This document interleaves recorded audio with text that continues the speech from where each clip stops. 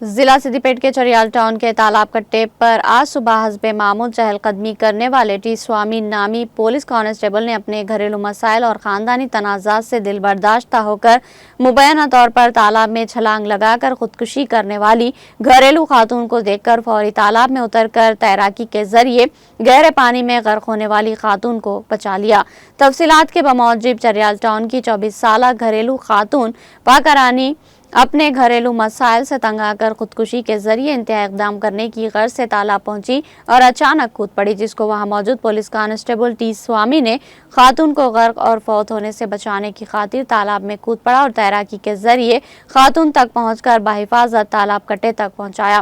اور خودکشی کی وجوہات دریافت کرتے ہوئے پولیس اسٹیشن چریال کو منتقل کیا۔ درِ اثنا commissioner of police doctor B Anuradha, circle inspector of police Cheriyal L Srinu, sub inspector Naveen اور مقامی عوام نے پانی میں غرق ہونے والی خاتون کی قیمتی جان بچانے والے پولیس کانسٹیبل ٹی سوامی کی پرزور ستائش کی۔